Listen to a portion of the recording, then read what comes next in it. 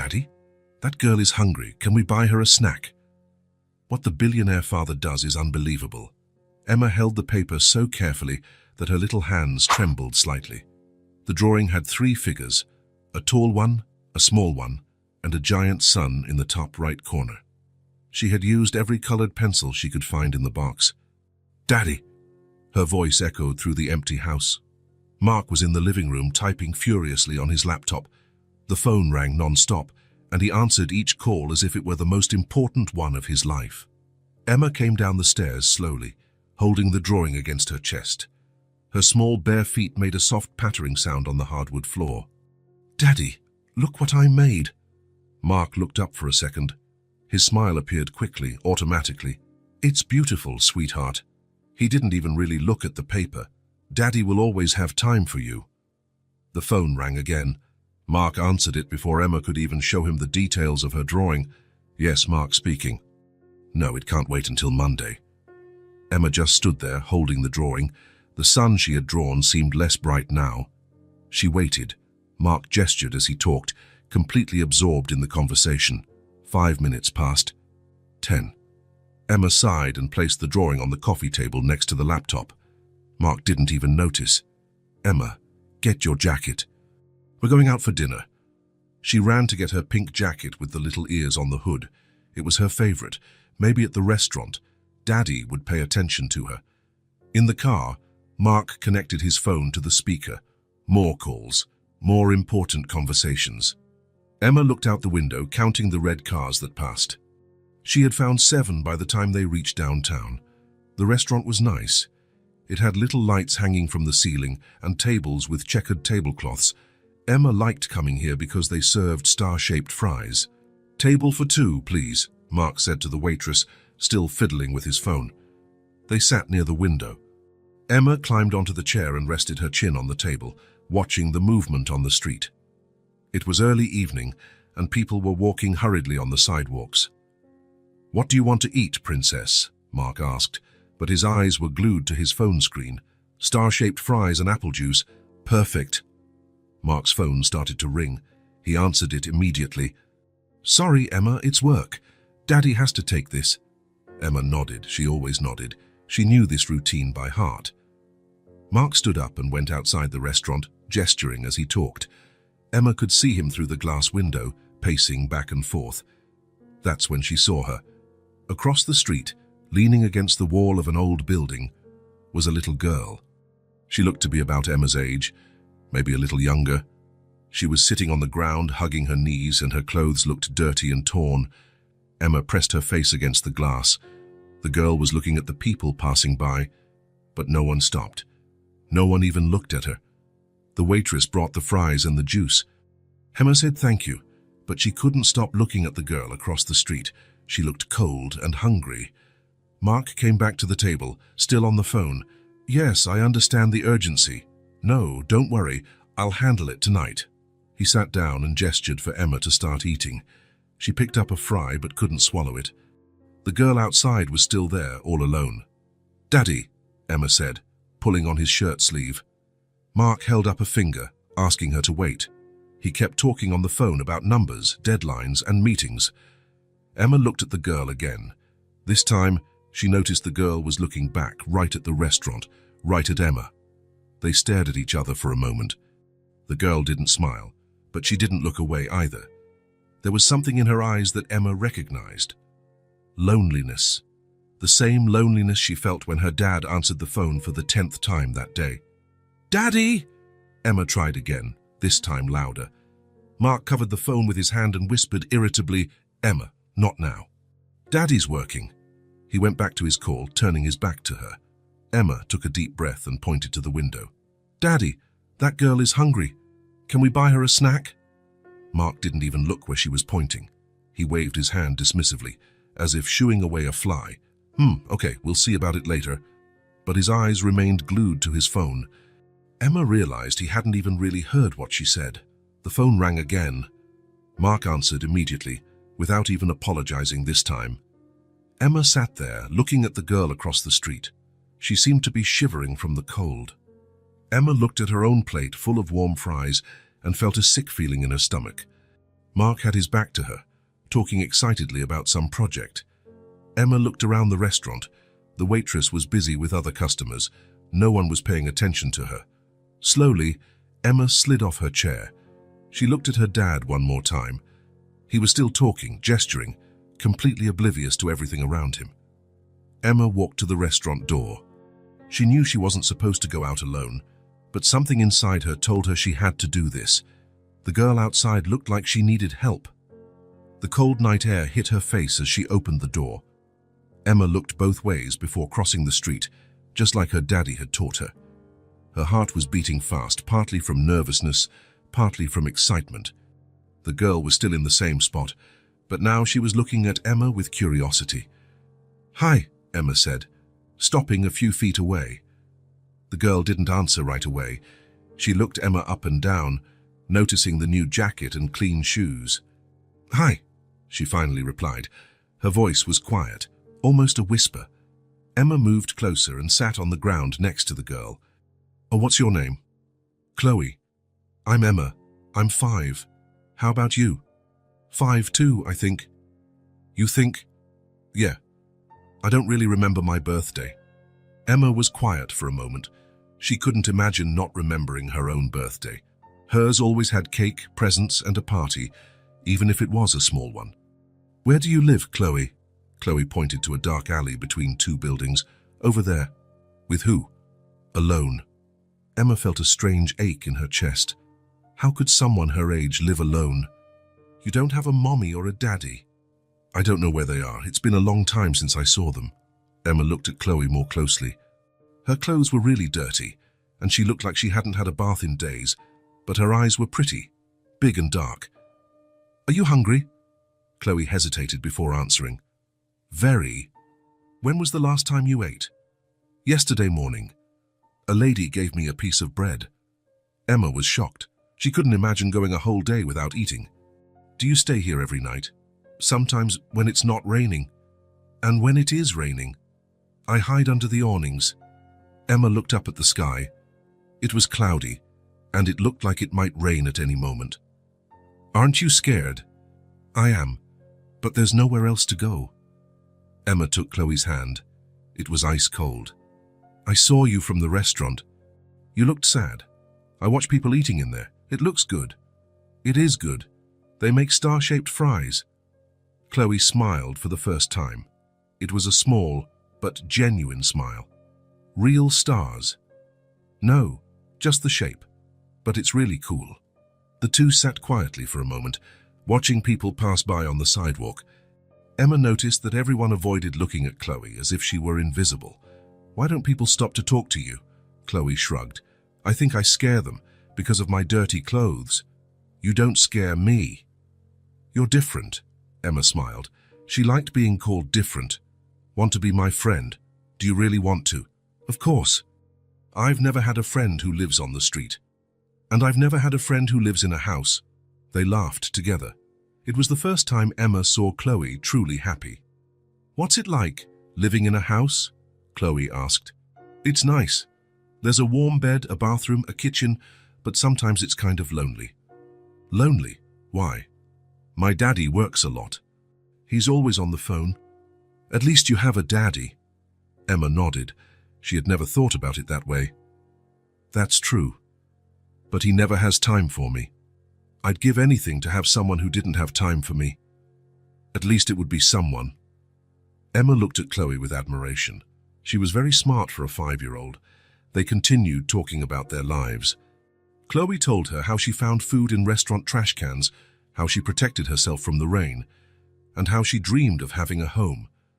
Emma told her about school, her toys, and how she wished her dad would pay attention to her. "Emma!" Both girls turned. Mark was standing at the restaurant door, a look of panic on his face. He had noticed she was gone. "Emma, where are you?" Emma waved to him from across the street. Mark saw her and ran towards them, crossing the street without even looking for cars.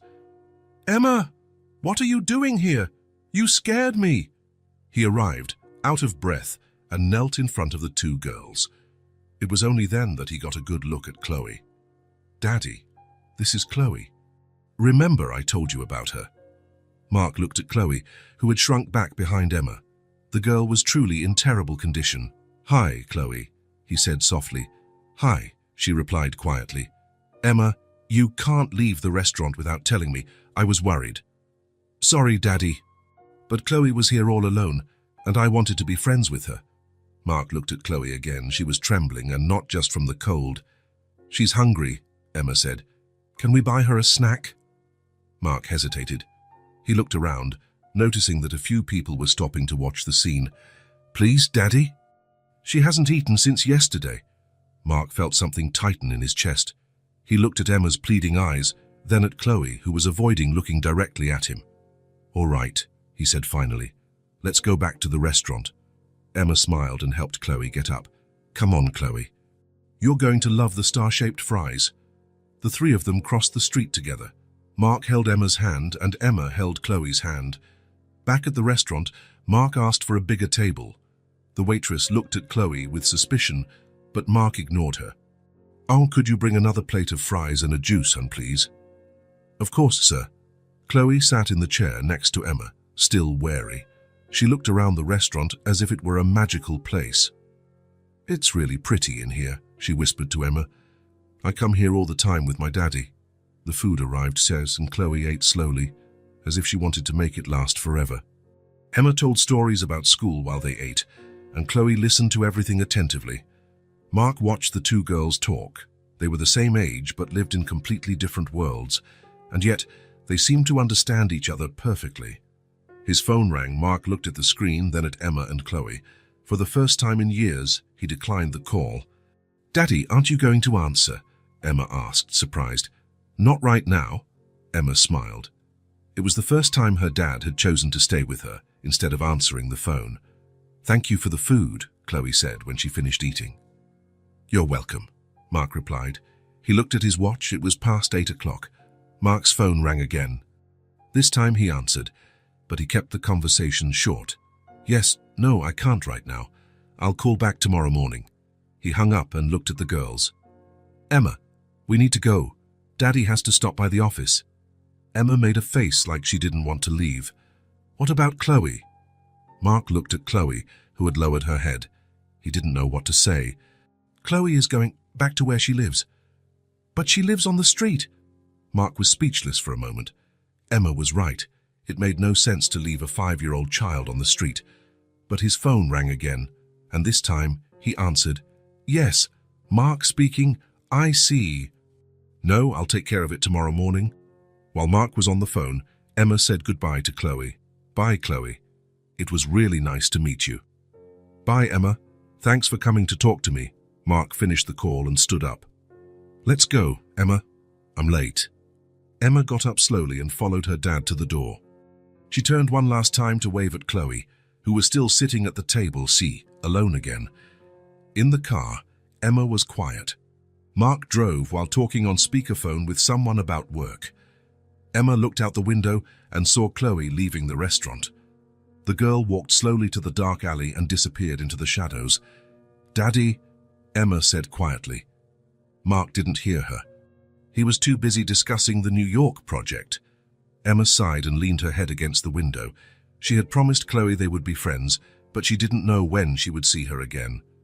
And as Mark talked about deadlines and meetings, Emma wondered how Chloe would spend the night, alone and cold, in that dark alley. Mark's phone rang again. He answered immediately, as always. "Let's go, I'm late," he muttered, speeding up the car. But for the first time, Emma realized that her daddy was always late for everything, except for being with her. Emma was lying on her bedroom rug, surrounded by colored pencils scattered on the floor. The lamplight made small shadows dance on the wall as she drew carefully. This time it was different. The drawing didn't just have her and her daddy. It had 3 girls, one with straight hair like hers, another with darker, curly hair, and a third figure she wasn't quite sure who it was. Maybe it was herself, but somewhere else. She used the yellow pencil to make a very large sun in the corner of the page. Chloe had said she'd never seen the sun up close because she always slept in dark places. Emma wanted to draw a sun so bright that Chloe could feel its warmth just by looking at it. "Done," she whispered to herself, adding the final touch of pink to the three girls' cheeks. Emma stood up and held the drawing with both hands. She had put more effort into it than ever before. The three girls were holding hands, and underneath she had written in crooked letters, "Friends forever." She went down the stairs slowly, careful not to wrinkle the paper. The house was silent, except for the sound of her dad typing on the computer. Mark was in the living room, as always. The laptop open on the coffee table, papers scattered around, and the phone glued to his ear. The blue light from the screen illuminated his focused face. "No, that's not going to work," he was saying into the phone. "We need a more aggressive approach." "Yes, I understand the values are high, but—" Emma stopped at the entrance to the living room and waited. Maybe he would finish the call soon. 5 minutes passed.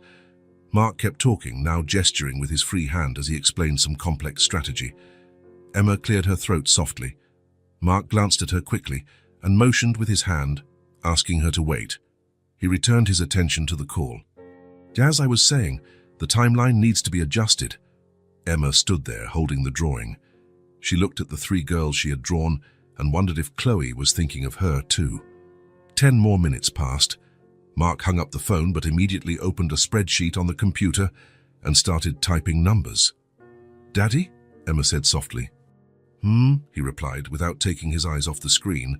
"I made a new drawing." "That's nice, princess." Mark typed a few more numbers and picked up the phone again. He started to dial. "Daddy, do you want to see it?" "I'll be right back, Emma. Daddy needs to make an important call." The phone started ringing. Mark waited for someone to answer, drumming his fingers on the table. Emma took a step forward and held the drawing out to him. "Look, Daddy, I drew 3 girls, and one of them is Chloe." Mark answered the phone and immediately turned his back to Emma. "Hi, it's Mark. About the proposal we discussed earlier."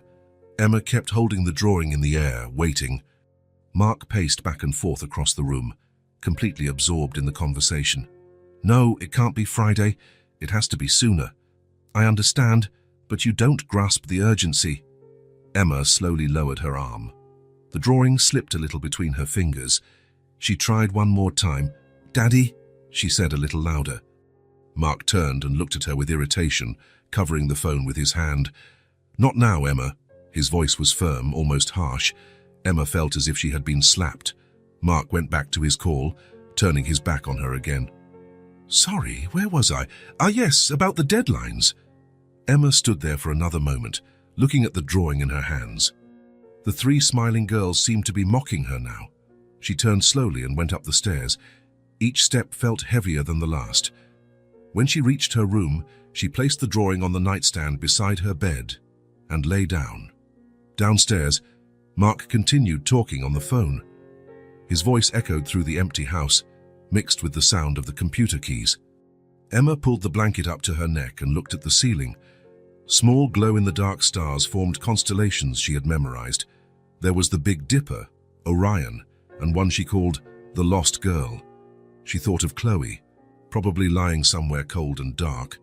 At least Chloe didn't have anyone to ignore her. Emma had a daddy, but sometimes she felt lonelier than if she had no one at all. Mark's phone rang again downstairs. Emma heard him answer immediately. "Mark speaking." "No, I haven't finished analyzing the data yet." Emma closed her eyes and tried to imagine herself somewhere else.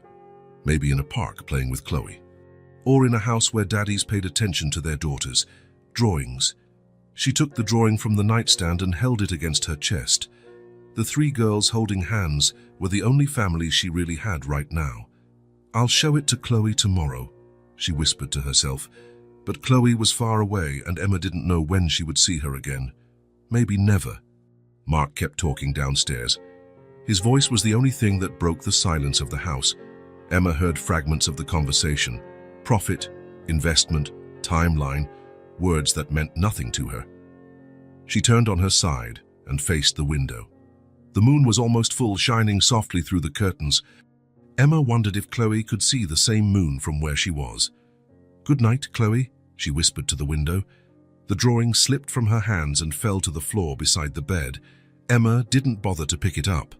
She knew that when she woke up in the morning, her daddy would have already left for work, and the drawing would still be there, on the floor, invisible as always. Mark hung up the phone downstairs, but Emma already knew that in less than 5 minutes it would be ringing again. It was always like this. She pulled the covers over her head, creating a small dark cave where only she existed. Inside, in the muffled silence, Emma could pretend she had someone who cared about her drawings. Mark's phone rang again. Emma wasn't even surprised. "Yes, Mark speaking." His voice blended with the sound of the wind outside, and Emma let it carry her away, to a place where 5-year-old girls didn't have to compete with phones for attention.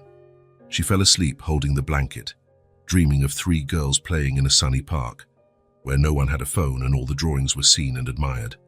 Downstairs, Mark worked late into the night without even going up to say goodnight to his daughter. The drawing remained on Emma's bedroom floor, waiting for someone who never came. The next morning, when Emma woke up, Mark had already left for the office. The drawing was still on the floor, exactly where it had fallen. She picked it up and put it in her drawer, along with all the other drawings her daddy never saw. And so another day began in the silent house, where promises of time and attention were made, but never kept. Emma woke up to the sound of the front door closing. Mark had already left for the office, as he always did before she woke up. She went downstairs in her pajamas and found a note stuck to the fridge. "Princess, Sarah will be with you today. Daddy will be back tonight. Love you." Sarah was the babysitter who looked after Emma when Mark had to work on the weekends. She was young, had curly hair, and always brought funny stories to tell. The doorbell rang at 9 in the morning on the dot. "Good morning, beautiful," Sarah said, coming in with a colorful backpack. "What's with the long face? Sleep poorly?" Emma shrugged and sat at the kitchen table. Sarah made star-shaped pancakes, just like the fries from the restaurant. "Sarah," Emma said as she ate, "do you know downtown well?" "Sure. Why?" "There's a girl there. Her name is Chloe." "She doesn't have a home." Sarah stopped washing the dishes and turned to Emma. "What do you mean she doesn't have a home? She lives on the street. I met her yesterday at the restaurant with my daddy." Sarah dried her hands and sat down next to Emma. "And what do you want to do about it?" "I wanted to see if she's okay. Can we take some food to her?" Sarah thought for a moment. She looked at Emma, whose eyes were full of hope. "Does your dad know you want to do this?" "He was busy yesterday, but I think he would let me." Sarah sighed. She had known Mark for 2 years and knew how distracted he was with Emma's emotional needs. "Okay, but let's do this right. I'll pack a lunch and we'll take a quick trip downtown." Emma jumped out of her chair and hugged Sarah. "Thank you. Chloe is going to be so happy." They spent the morning making sandwiches, cutting up fruit and putting everything in a small basket. Emma insisted on also bringing a bottle of juice and some cookies she found in the cupboard. "She must be very hungry," Emma said, arranging everything carefully. They took the bus downtown. Emma stayed glued to the window, looking for Chloe on every corner. When they got off near the restaurant where they had met, Emma ran ahead. "Chloe? Chloe, are you there?" At first, they didn't see anyone. Emma started to worry. Had Chloe left? "Let's check that alley you mentioned," Sarah suggested. They walked to the dark alley between the buildings. At the far end, sitting in a corner, was Chloe. She was awake, but she looked tired. "Chloe!" Emma shouted, running towards her. Chloe looked up, surprised. When she saw Emma, her eyes lit up. "Emma, you came back." "I told you I'd come back." "This is Sarah. She takes care of me." Sarah approached slowly. Chloe looked even more fragile than Emma had described. "Hi, Chloe. Emma can't stop talking about you." Chloe smiled shyly. "We brought lunch," Emma said, opening the basket. "Sandwiches, fruit, cookies, and juice." Chloe's eyes widened. She couldn't believe there was so much food there just for her.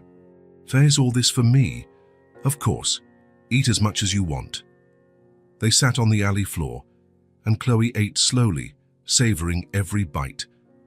Emma talked about her house, her toys, and her school. Chloe talked about the places she slept, the friendly dogs she met, and how she protected herself from the rain. "Do you want to play in the park?" Sarah asked after Chloe finished eating. "Can I really?" "Of course." They walked to the nearest park. Emma taught Chloe how to play on the swings, the slide, and the seesaw. Chloe laughed so much, a laugh Emma had never heard before. It was a loud, genuine laugh that echoed throughout the whole park.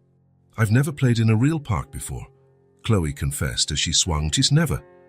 "No, I always watched from a distance, but I never went in." Emma was quiet for a moment. She came to the park every week and had never thought it could be something special. They played for hours. Sarah bought ice cream for both of them and they sat on the grass to eat. Chloe had completely relaxed and talked non-stop about everything she was seeing. "That dog looks just like the one I always see near the bakery," she said, pointing to a golden retriever, "but this one looks happier." "Why?" "It has someone taking care of it." Emma looked at the dog's owner and who was playing fetch. It was true. The dog was beaming with happiness. "Chloe," Emma said slowly, "would you want someone to take care of you?" "Everyone does, right? My daddy could take care of you too." Chloe stopped licking her ice cream. "What do you mean?" "Our house is big. There's a guest room that nobody uses. You could stay there." "Would your daddy let me?" Emma thought for a moment. She wasn't sure, but she wanted to believe he would. "I'll ask him." Sarah watched the conversation in silence. She knew Mark well enough to know the situation would be complicated. The day flew by. As evening began to fall, Sarah said they needed to head home. "My daddy will be home soon," Emma explained to Chloe. "But I'll come back tomorrow, okay? Promise? I promise." They hugged each other tightly before saying goodbye. Chloe went back to the dark alley, and Emma and Sarah took the bus back. "Sarah," Emma said during the ride, "do you think my daddy would let Chloe stay at our house?" Sarah chose her words carefully. "Your dad is a good person, Emma. But these things are complicated for grown-ups. Why? Because there are laws, paperwork, a lot of boring stuff." Emma was quiet for the rest of the trip, thinking. When they got home, Mark hadn't returned yet. Emma had dinner, took a bath, and waited in the living room. Sarah stayed with her until Mark arrived, around 9 at night. "Hi, princesses. How was your day?" "Hi, Daddy, it was great." Sarah briefly told him about the trip to the park, but didn't mention Chloe. She thought it was best to let Emma tell that part. After Sarah left, Mark sat on the couch next to Emma. "So, what did you two do that was so special?" Emma took a deep breath. This was it. "Daddy, do you remember Chloe?" Mark frowned. "The girl from the restaurant?" "That's her. I went to see her today." "What do you mean you went to see her?" "Sarah took me. We brought her lunch, and we played in the park." Mark grew a little tense. "Emma, I've told you not to go talking to just anyone." "But she's not just anyone. She's my friend." Mark sighed and ran a hand through his hair. "Emma, I know you want to help, but—" "Daddy," Emma interrupted him, "she sleeps on the floor." Mark stopped talking.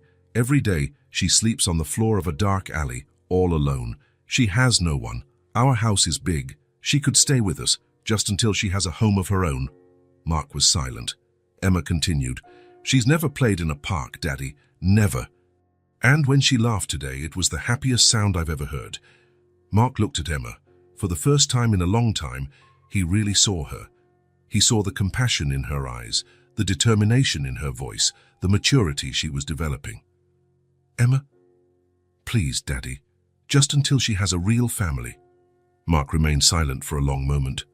He thought about the big empty house, the guest room that never had any guests, the loneliness he knew Emma felt. But he also thought about the complications, the responsibility, the work that already consumed all of his time. "It's complicated, Princess, but can we try?" Mark looked into Emma's pleading eyes. There was something different in them today, an urgency he had never seen before. For the first time in years, Mark didn't know what to say. And for the first time in years, that bothered him. Let's talk about this tomorrow, okay?" Emma nodded, hopeful. It wasn't a yes, but it wasn't a no either. And as Mark went upstairs to his room, something inside him really began to change. The seed of an idea he had never considered before. The rain started to fall hard around 7 in the evening. Emma was at her bedroom window, watching the drops run down the glass, when a thought struck her like lightning. Chloe. Where was Chloe hiding from the rain? Emma ran down the stairs. Mark was in the living room, as always, but this time he wasn't on the phone.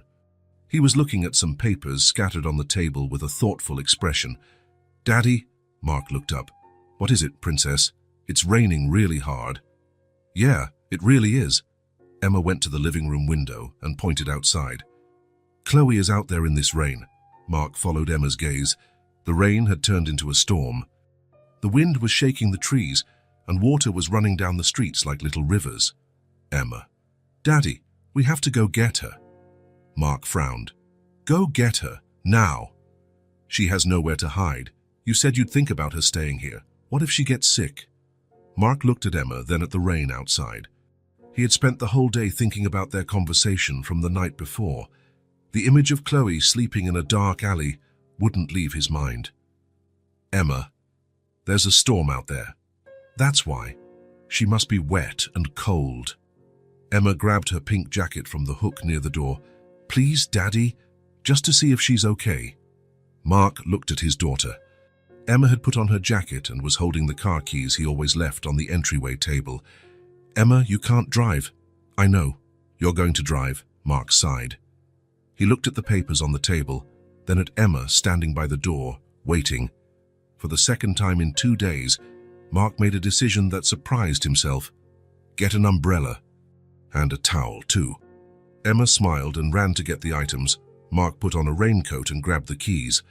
In the car, the rain beat hard against the windshield. The wipers could barely keep up with the water. Mark drove slowly, paying attention to the slippery road. "Are you sure she's in that alley?" Mark asked. "She said that's where she stays when she has nowhere else to go." Mark parked near the restaurant where they had met. Outside, the streets were deserted. Anyone with any sense was at home, protected from the storm. "Stay here in the car," Mark said. "I'll go look for her." "No, I'm coming with you." "She might be scared if she only sees you." Mark hesitated, but Emma was already opening the car door. They walked to the alley together, sheltering under the umbrella. Water was running along the curbs, forming huge puddles. The wind was so strong they could barely walk straight. "Chloe!" Emma shouted. "Chloe, are you there?" At first they heard nothing but the sound of the rain. Then from the back of the alley a weak reply came. "Emma!" They ran towards the voice. Chloe was huddled under a piece of wet cardboard, trying to shield herself from the water running down the walls. Emma was shocked. Chloe was soaked, shivering with cold, and her lips were almost blue. "Chloe!" Emma ran to her and knelt on the wet ground. Mark arrived right behind her, holding the umbrella over them. "Are you okay?" Emma asked. Chloe could barely speak. She was shaking so much her teeth were chattering. I'm cold," she stammered. Emma immediately took off her pink jacket and put it on Chloe's shoulders. "Here, take this. It'll warm you up." Mark watched the scene in silence. Emma, without hesitation, had given her own jacket to protect her friend. His 5-year-old daughter was showing more compassion in 2 days than he had shown in years. "How long have you been out here in the rain?" Mark asked Chloe. "See, since it started, there was nowhere else to go." Mark looked around the alley. The water was rising. Cardboard boxes were floating in the gutter. It was dangerous and unsanitary. "You couldn't find a dry place?" Chloe shook her head. All the spots are taken by other people. They won't let me stay." Mark felt a tightness in his chest. A 5-year-old child, competing for space to shelter from the rain with homeless adults. "Daddy," Emma said, looking at him with pleading eyes, "we can't leave her here." Mark looked at Chloe again. She was clutching Emma's jacket as if it were the most precious thing in the world. Her eyes were scared, but also full of gratitude. "Chloe," Mark said, crouching down to her level, "do you have anywhere to go tonight?" Chloe shook her head. "Sant, no." Mark looked at Emma, then at the flooded alley, then back at Chloe. The girl was shaking so badly she could hardly sit up. For a moment, Mark thought of all the complications, social workers, paperwork, legal responsibilities. But then he looked into Chloe's scared, lost eyes, and into Emma's eyes full of hope. Some decisions are simple when you stop overcomplicating them. "She's coming with us," Mark said, extending his hand to Chloe. "This isn't safe." Emma's eyes widened. "Really, Daddy? Really?" Chloe looked at Mark's outstretched hand with suspicion. Where to? To our house, Emma said, taking Chloe's other hand. House at least until the rain stops. And after that? Mark hesitated for a second. We'll figure that out later, but you're not sleeping in the rain tonight. Chloe let them help her up. She was so weak she could barely walk. Mark carried her in his arms to the car, shielding her with the umbrella. In the back seat, Emma held Chloe's hand the whole way. Chloe had stopped shivering, but she was still wet and cold. It'll be fun having you at our house, Emma said. You can take a warm bath and wear my clothes. Will your clothes fit me? We're almost the same size. Mark watched them in the rearview mirror as he drove. Chloe seemed smaller and more fragile inside the car. How had a child survived on the street for so long? When they got home, Mark carried Chloe inside again. She was exhausted and almost asleep. Emma, go run a warm bath, Mark said, and pick out some clean clothes for her. Emma ran ahead, excited. Chloe was finally going to see her house. Mark placed Chloe on the living room sofa and covered her with a blanket. You're safe now, he said quietly. Chloe looked at him with her still frightened eyes. You're not going to send me away? Mark felt his chest tighten again. Not tonight. Tonight, you're staying here. And tomorrow. Mark didn't know what to say. He hadn't thought about tomorrow. He had acted on impulse, moved by the compassion Emma had awakened in him. And we'll talk tomorrow, but right now you need to get warm and rest. Emma came running back from the kitchen. The bath is ready, and I picked out my warmest pajamas. Chloe smiled for the first time since they found her. It was a small but real smile. Thank you, she whispered. Mark watched Emma help Chloe up the stairs. His daughter was beaming with happiness. She had finally managed to help her friend, and Mark, for the first time in years, had made a decision with his heart instead of his head. Outside, the storm raged on. But inside the house, 2 5-year-old girls were discovering that sometimes the best families are the ones you choose. And a father was discovering that being present meant much more than just being physically in the same place. Mark woke up at 6 in the morning, as he always did. But this time, it wasn't the alarm clock that woke him. It was the sound of laughter coming from Emma's room. He got up and walked to his daughter's bedroom door. Through the crack, he saw Emma and Chloe sitting on the floor playing with dolls. Chloe was wearing Emma's pajamas, and her hair was clean and combed. And then the princess said, "I'm not going to marry you." Emma was narrating, using a funny voice. Chloe laughed loudly, covering her mouth with her hands. Why didn't she want to get married? Because she wanted to travel the world with her best friend. The 2 girls laughed together. Mark had never seen Emma so lively in the early morning. He went down to the kitchen and made coffee, but his mind was racing. What had he done last night? He brought a strange child home without thinking about the consequences. Mark picked up his phone and searched online. Social services, homeless child. Several numbers appeared on the screen. Mark hesitated for a moment, listening to the laughter coming from upstairs. But then he thought about the legal responsibility, the problems he could face for harboring a minor without authorization, the work he would miss if this got complicated. He dialed the first number. Department of Social Services, good morning? Good morning, I have a situation here. A child who was on the street spent the night at my house. I understand, sir. What is the child's age? 5 years old, a girl. And where are her guardians? She says she doesn't know. Apparently, she's been alone for some time. Mark heard the sound of typing on the other end of the line. Sir, we will send a social worker to your home to assess the situation. Can you give me your address? Mark provided the information, and the operator said someone would be there in 2 hours. He hung up the phone and stood in the kitchen, listening to the girls playing upstairs. A part of him wondered if he was doing the right thing. Emma ran down the stairs, with Chloe right behind her. Daddy, Chloe slept super well, and she liked my pajamas. Chloe hid slightly behind Emma, still shy around Mark. That's good, Mark said, trying to smile. Yeah, do you girls want pancakes? Pancakes? Emma shouted. Chloe, have you ever had pancakes? Chloe shook her head. Then you're going to love them. As Mark prepared breakfast, the girls sat at the table and continued to talk. Chloe told them about the dogs she saw on the street, and Emma talked about her school. You can go to my school too, Emma said excitedly. It'll be so cool. Mark felt a pang in his stomach. Emma was already making plans for the future, including Chloe. They ate in silence for a while. Chloe was impressed with the pancakes and ate slowly, savoring every bite. "Can I have more?" she asked shyly. "Of course," Emma said. "Daddy, make more pancakes for Chloe." Mark smiled and made 2 more pancakes. Chloe thanked him quietly. The doorbell rang at 10:30 in the morning. Mark's heart started to race. Emma ran to the window. "Who is it, Daddy?" "It must be someone from work," Mark lied. He opened the door.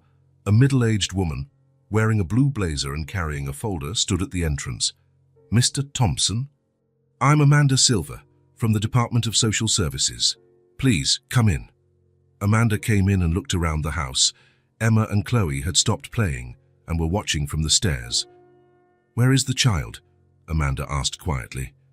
Mark pointed to the stairs. Amanda waved to the girls with a professional smile.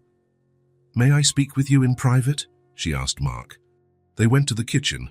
Amanda opened her folder and took out some papers. "You did the right thing by calling us, sir. Vulnerable children need specialized care." "What's going to happen to her?"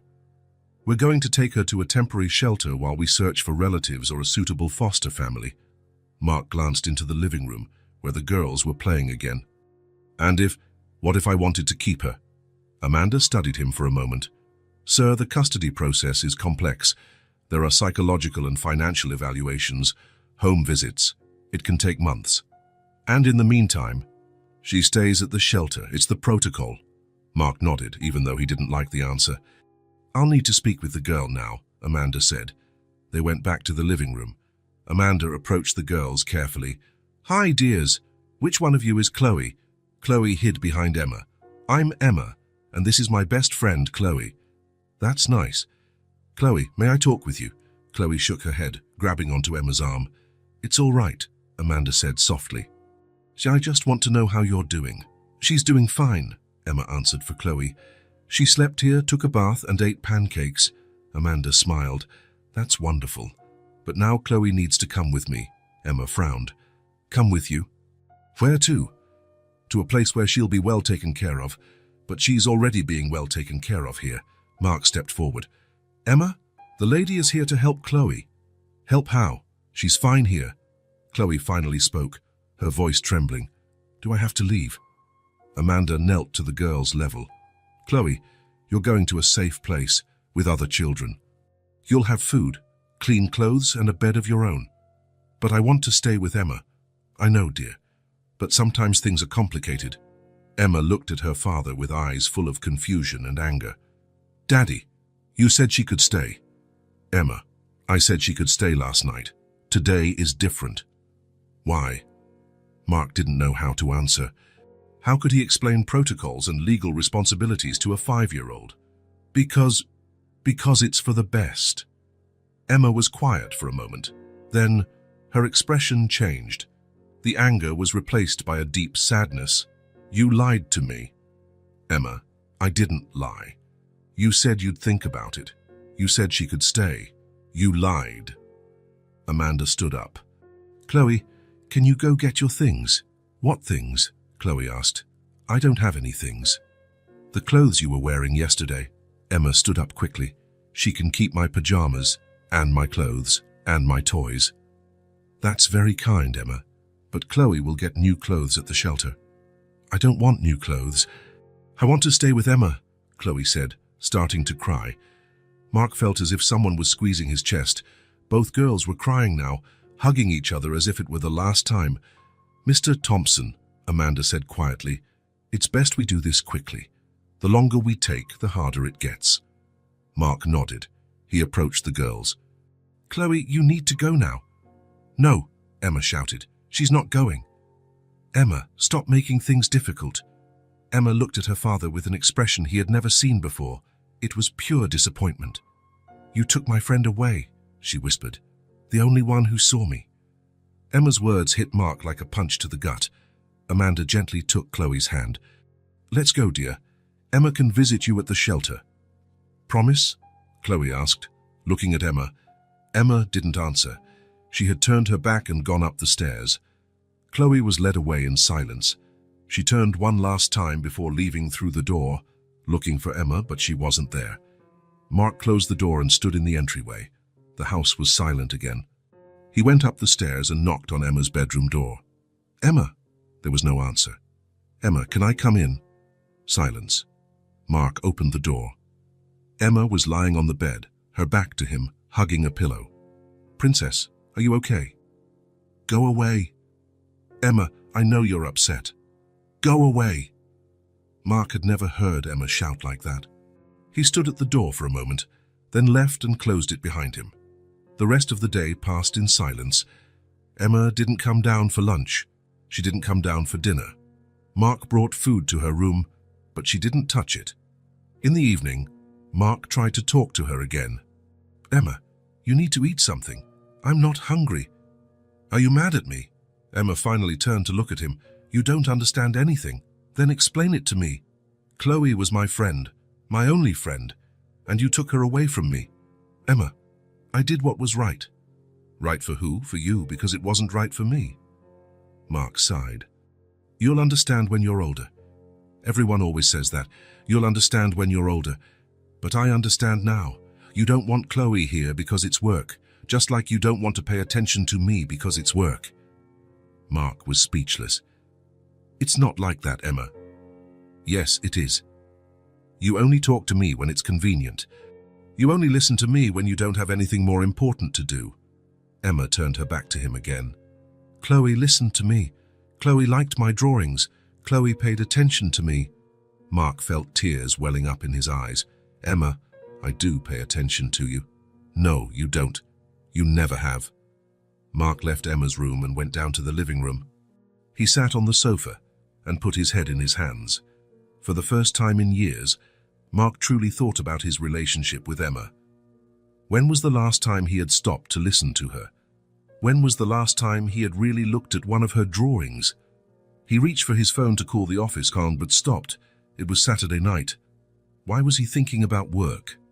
Mark went upstairs again and knocked on Emma's door. "Emma, can I come in?" No answer. Mark opened the door slowly. The bed was empty. "Emma?" He checked the bathroom, the closet, under the bed. Emma was nowhere to be found. Mark ran downstairs and searched the whole house.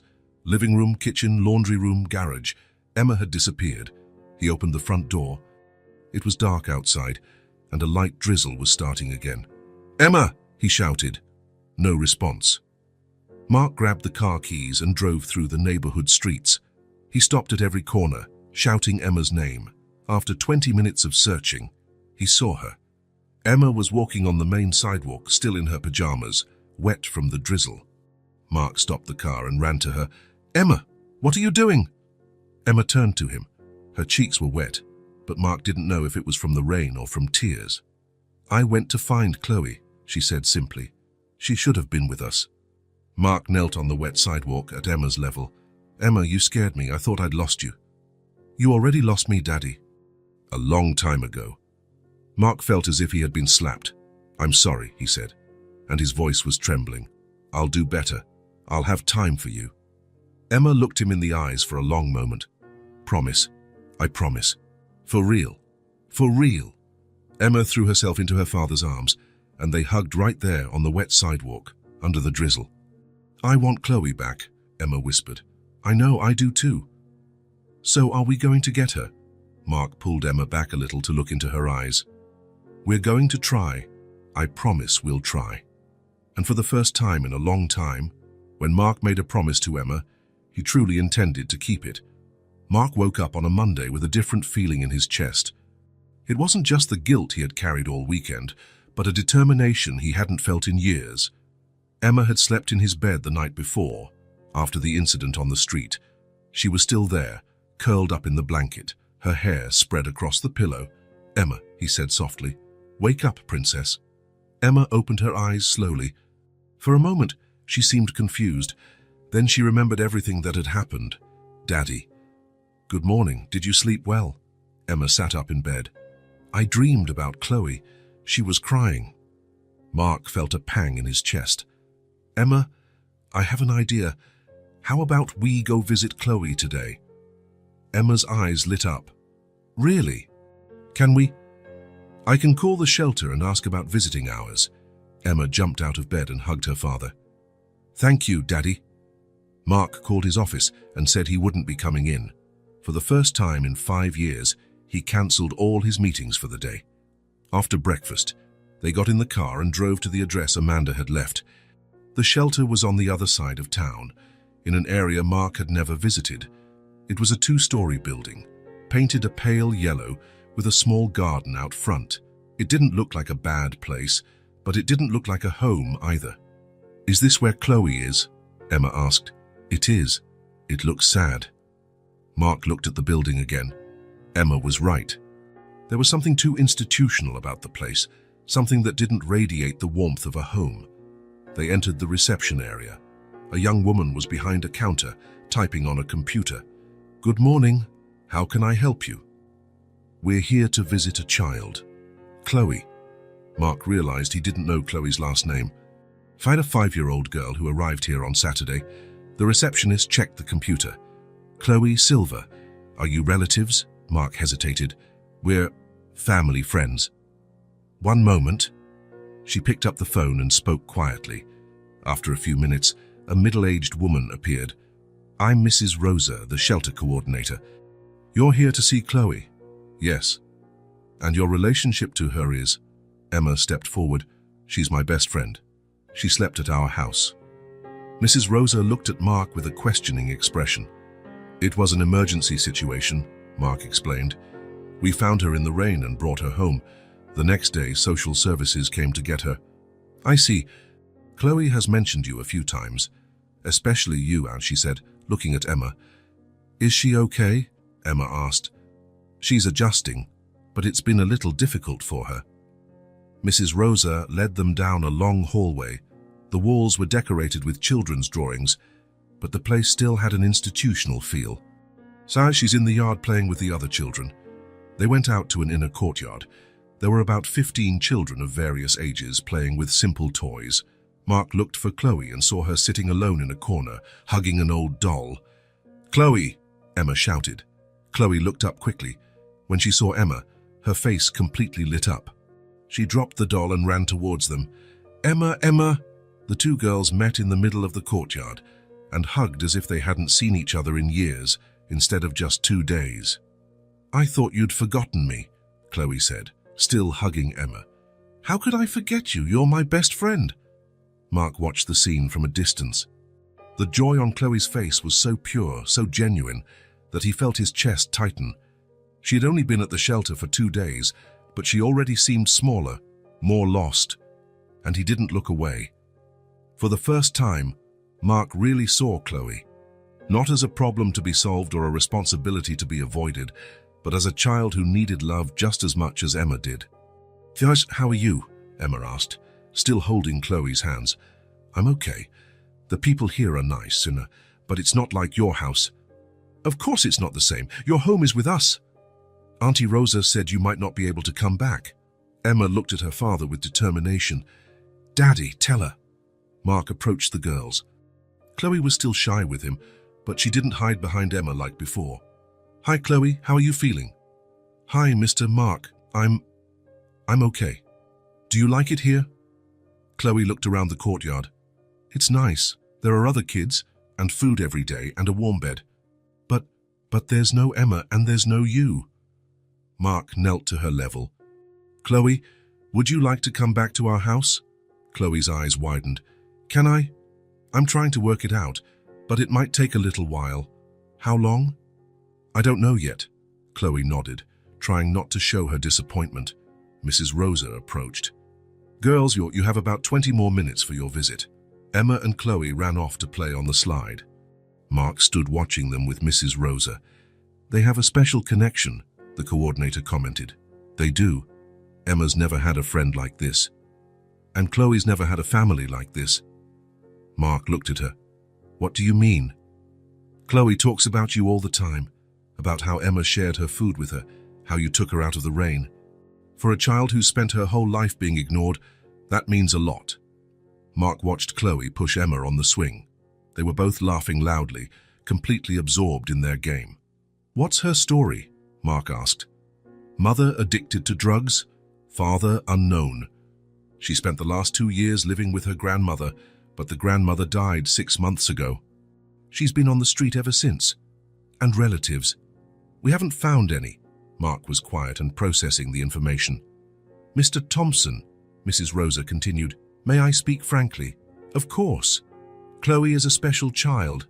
She's resilient, loving and intelligent, but she needs stability. Children her age who spend too long in shelters develop attachment issues. What does that mean? It means that if she doesn't find a family soon, it will become increasingly difficult for her to trust people and form bonds. Mark looked at Chloe again. She was helping Emma climb a small tree with the utmost care. And if I wanted to adopt her, Mrs. Rosa studied him for a moment. It's a long process. Evaluations, home visits, interviews. It can take 6 months to a year. And in the meantime, she would stay here. Mark felt something stir inside him. The idea of Chloe spending a year in a shelter, no matter how good it was, bothered him deeply. So is there no way to speed up the process? In special cases, yes, especially when the child already has an established bond with the family. The visiting time ended quickly. Emma and Chloe said their goodbyes with difficulty. Will you come back tomorrow? Chloe asked. I'll try, Emma replied, looking at her father. Every day. Every day, Mark said, surprising himself. In the car, Emma was quiet for the first few minutes. Mark looked in the rearview mirror and saw Chloe at the shelter window, waving until they were out of sight. Daddy? Yes. Chloe can't stay there. Why not? She doesn't belong there. She belongs with us. Mark drove in silence for a few blocks, thinking, Emma, if Chloe came to live with us, it would be forever. It wouldn't be just for a few nights. I know. That means she would be like a sister to you. You'd have to share your toys, your room sometimes, my attention. I want to share. Are you sure? I'm sure. Chloe makes me happy. And I think she makes you happy too. Mark thought about Emma's observation. It was true. In the few moments he had spent with Chloe, he had felt complete in a way he hadn't felt in years. What if it's really hard? It'll be fun. We can teach her everything. How to brush her teeth right, how to use a fork and knife, now how to ride a bike. Mark stopped the car at a red light. He turned to look at Emma in the back seat. Do you really want this? More than anything in the world? Mark thought about his life, the constant work, the silent house, the unkept promises to Emma, and he thought of Chloe, alone in a shelter, waiting for a family that might never come. When the light turned green, Mark didn't go straight. Instead, he made a U-turn. Daddy, where are we going? Back to get Chloe, Emma screamed with joy. Really? Really. But this time it's for real. If we do this, it's forever. I know. Thank you, Daddy. Mark drove back to the shelter with his heart pounding. He didn't know exactly what he was going to say or how he would convince Mrs. Rosa, but he knew he couldn't leave Chloe there.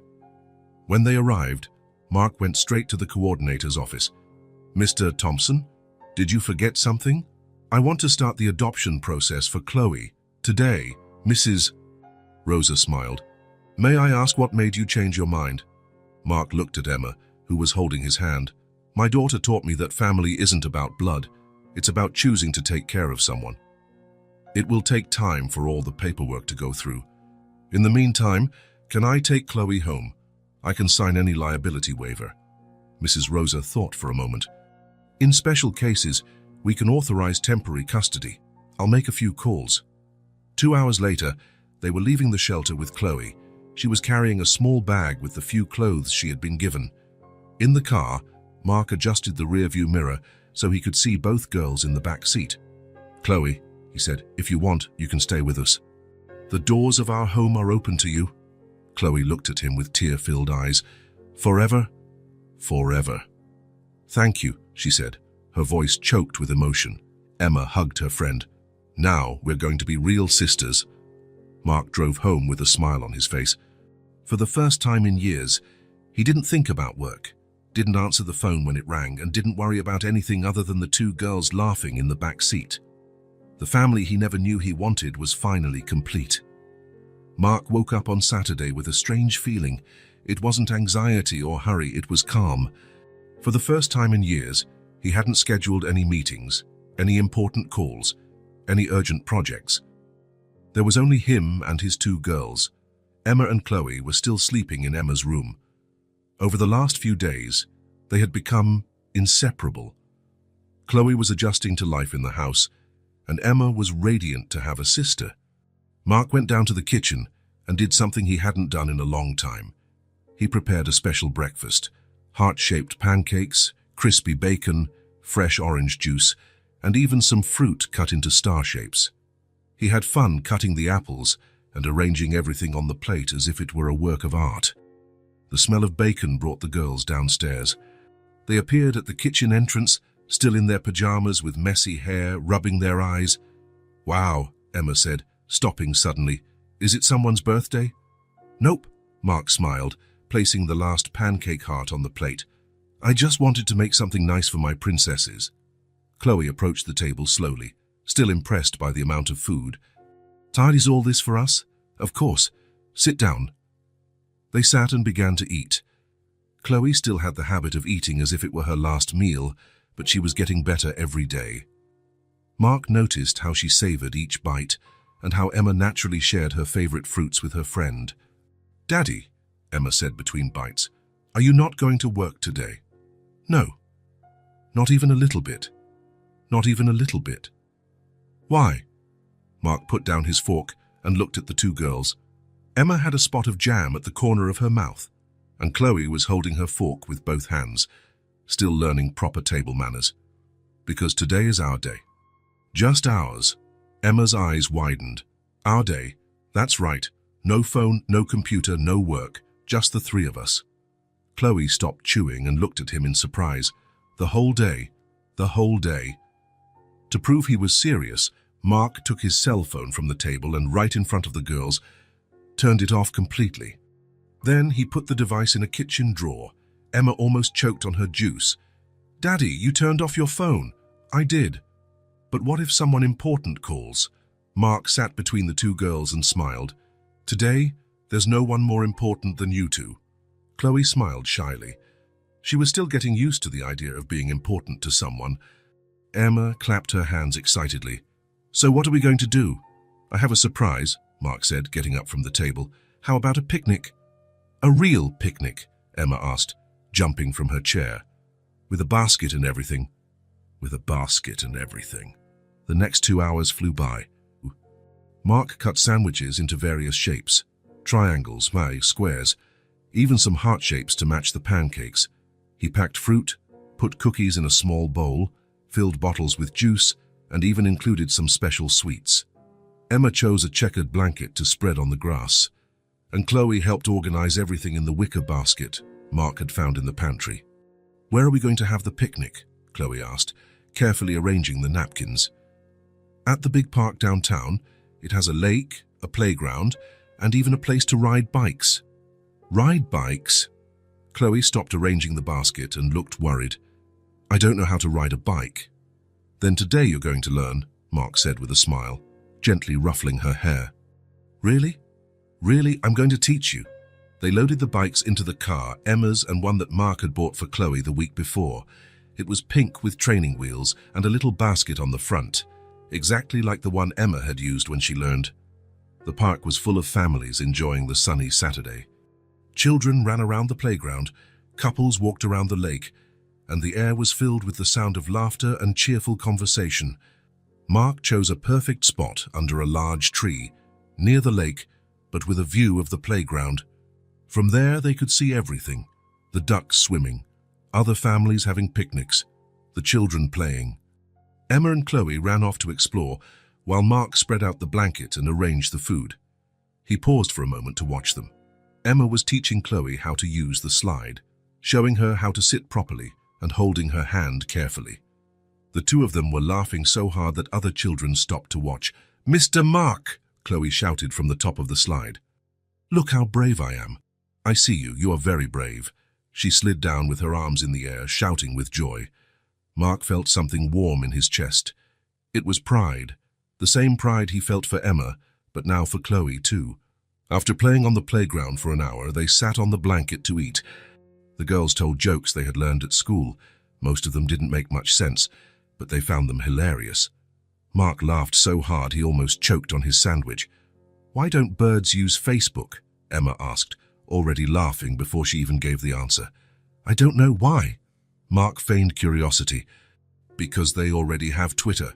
The two girls burst into laughter. Mark laughed along, not so much at the joke, but at their pure joy. "Now it's time for bikes," Emma announced after they finished eating. Mark helped Chloe put on her helmet and get on the pink bike.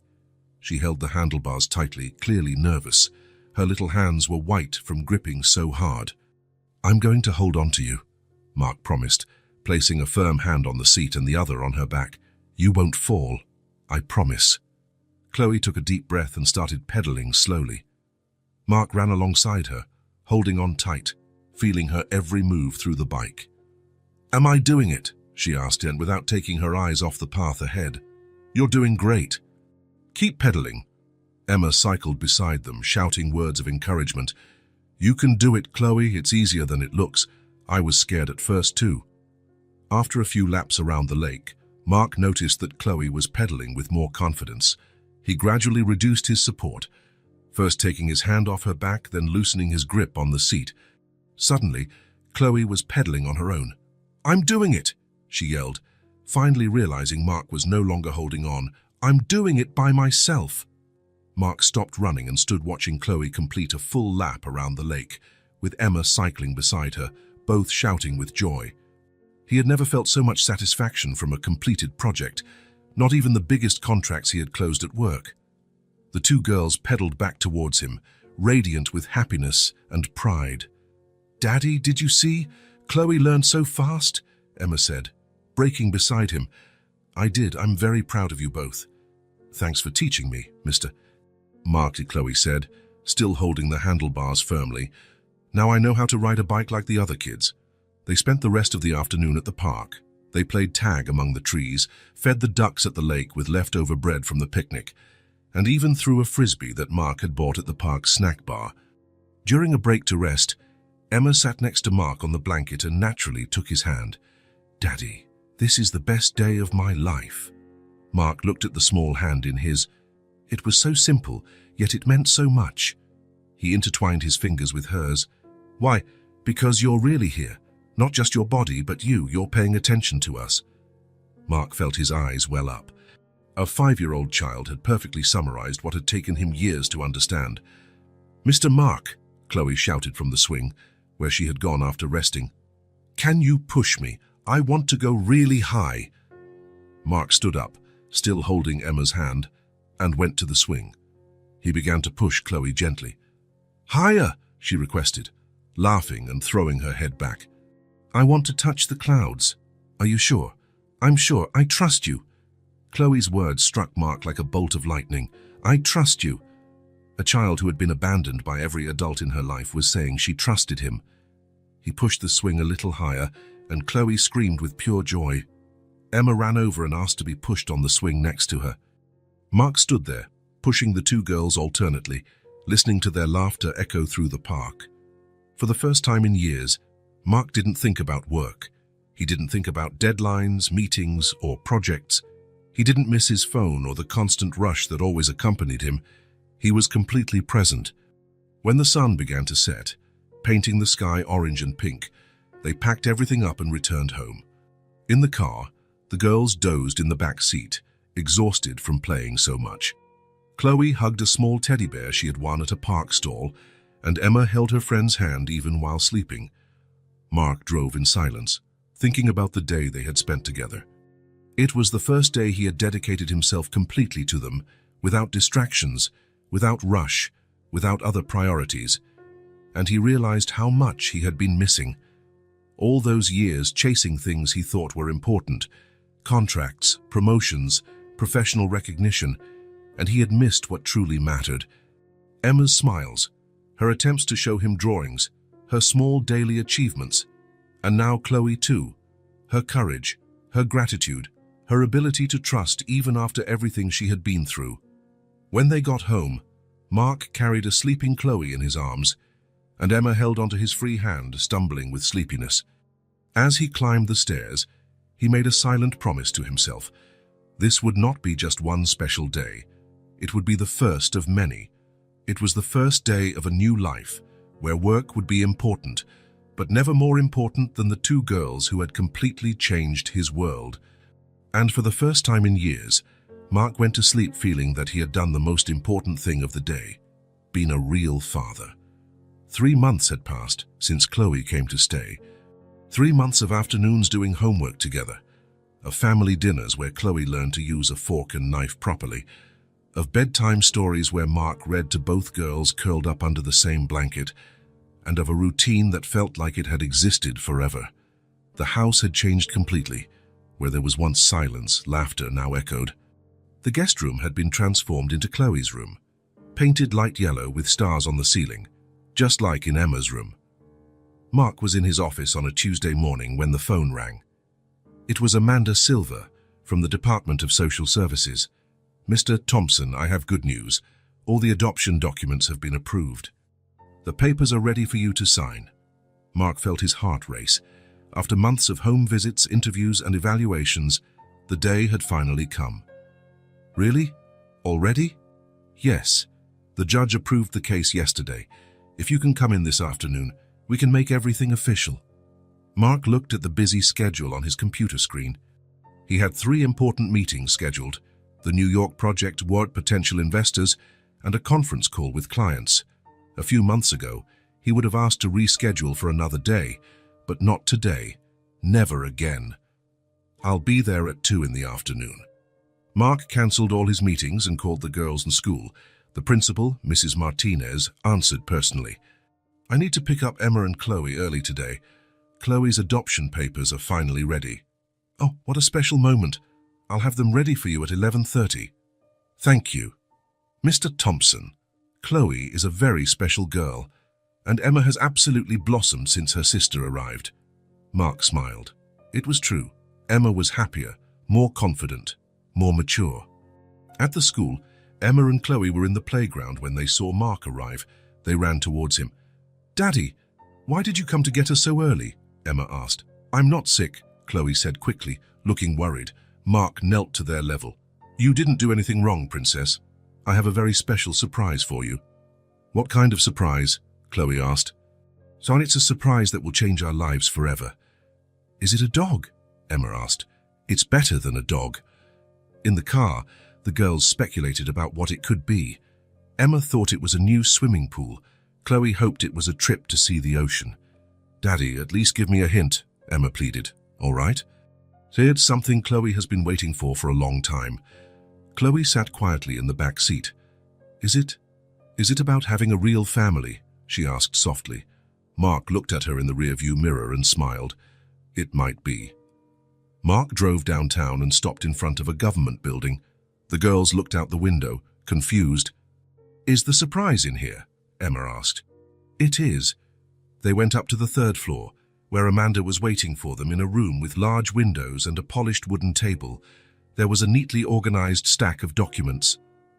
"Girls," Amanda smiled. "It's so good to see you." Chloe hid a little behind Mark.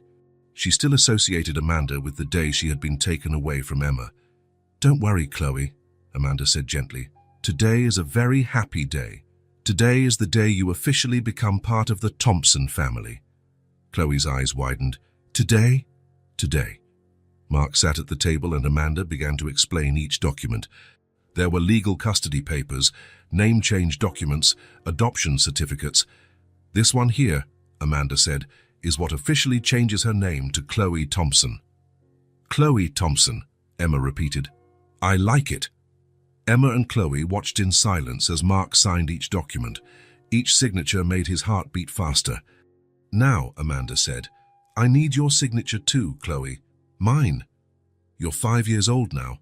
You're old enough to sign your own name." With her tongue sticking out in concentration, Chloe wrote, "Chloe Thompson." "Perfect," Amanda said, stamping everything with an official seal. She placed the papers in an official envelope and handed it to Mark. "Congratulations, Mr. Thompson. You now officially have 2 daughters. Mark took the envelope but turned to Chloe. "Chloe, come here." She approached, still shy. Mark knelt and held her small hands. "Remember when you came to our house and I said the doors were open for you?" Chloe nodded. "And remember when I said it was forever?" "I remember. But sometimes I thought you might change your mind." Mark's heart ached. "I never changed my mind, not for a second." He handed the envelope to Chloe. "Here you go. Now you're officially our daughter." Chloe held the envelope carefully, as if it were made of glass. "What does this mean?" "It means you have the same last name as us now. It means you're my real daughter, just like Emma. It means no one will ever take you away from us again. And it means," Emma added, "that we're sisters forever and ever." Chloe slowly opened the envelope. Her eyes scanned the documents. Seeing her name, Chloe Thompson, written several times, her eyes shone with tears of joy. I have a real family now." "You always did," Mark said, wiping a tear that ran down her cheek. "From the very first day. Now it's just official." Emma jumped from her chair and ran to Chloe. "Now it's forever," she shouted, hugging her sister. "You're my sister forever." The two hugged, crying and laughing at the same time. Mark felt his own eyes fill with tears. "In 20 years of doing this job," Amanda said, "I've never seen an adoption as beautiful as this one." On the way back, they stopped at an ice cream shop to celebrate. Chloe clutched the papers to her chest. "Daddy," she said, trying out the word officially. "Can I call you Daddy now?" "You could always call me Daddy, but now it's official." "Now it's official." She smiled and took a spoonful of chocolate ice cream. "Daddy, thank you for choosing me." Mark felt his chest tighten with emotion. "No, Chloe, thank you for choosing us too." That night, Mark helped the girls put the documents in a special frame. They hung it on the living room wall, next to the family photos. "Now everyone will know we're a real family," Emma said. "A chosen family," Chloe added. The next morning was Emma and Chloe's first official day as sisters at school. Mark prepared a special breakfast, heart-shaped pancakes and fresh juice. But when it was time to leave, Chloe stood at the door, nervously holding her backpack. "I'm scared," she confessed quietly. Emma stopped beside her. "Scared of what?" "What if the other kids ask about before? What if they say I'm not your real sister?" Emma thought for a moment. "You know what I'm going to tell them." "What?" "That real family isn't about who was born together. It's about who chooses to stay together." Chloe smiled a little. "Really?" "Really. And if anyone is mean, I'll tell them that you're my sister, and whoever messes with you has to mess with me too." Emma took Chloe's hand. "You don't have to be scared. I'm here. Sisters protect each other. Always." Mark watched the conversation, proud of them both. On the way to school, Emma told jokes to distract Chloe. In front of the school, Chloe hesitated again. "What if I can't be a good sister?" Emma looked at her seriously. "Chloe, you're already the best sister in the world. You share your toys with me, helped me with my homework, and taught me how to braid hair. Is that true?" "It's true. And now we have the same last name." The two girls got out of the car and walked to the school entrance. Mark watched them from a distance. Other children ran to greet them, and he saw how Emma included Chloe in every conversation. They went in together side by side, and Mark felt proud of both of them. That afternoon, when they came home from school, the girls went straight to Emma's room. Mark was working when he heard laughter coming from upstairs. He went up and found them both lying on the floor, surrounded by colored pencils and sheets of paper. "Say, what are you two creating in there?" "It's a special drawing," Emma said. "Very special," Chloe added. "Can I see?" "It's not ready yet," they both said at the same time, then laughed. An hour later, they appeared in the living room, holding a large piece of paper. "Daddy, we're finished." They spread the drawing on the table. It was a colorful house with 3 figures in front: a tall man, a girl with straight hair, and another with curly hair. They were all holding hands, smiling, with a yellow sun in the sky. At the top of the drawing, written in colorful letters, was, "Now we are a family." Mark felt tears fill his eyes. "It's the most beautiful drawing I've ever seen. We made it together," Emma explained. "I drew the house and the sun, And Emma drew the people, Chloe added, and we wrote the sentence together, one letter each. Mark picked up the drawing carefully. Where do you want to hang it? On the living room wall, they both said at the same time. Next to the real papers, Chloe specified. Mark hung the drawing next to the frame with the adoption documents. The official papers and the childish drawing told the same story. They were a family. That night, after putting the girls to bed, Mark stayed in the living room for a while, looking at the wall. The government documents and the drawing complemented each other perfectly. They told the story of a family that wasn't born together but had chosen to stay together. A family created by love, compassion, and the courage of two little girls who taught a busy man what truly mattered. Mark picked up his phone to check emails but stopped. Instead, he turned off the living room light and went up to his room. For the first time in years, work could wait. His family was complete, officially, and in every way that truly mattered. If this story touched your heart, subscribe to the channel and turn on notifications so you don't miss the next ones. Leave a like because it helps this story get recommended to more people. See you in the next story.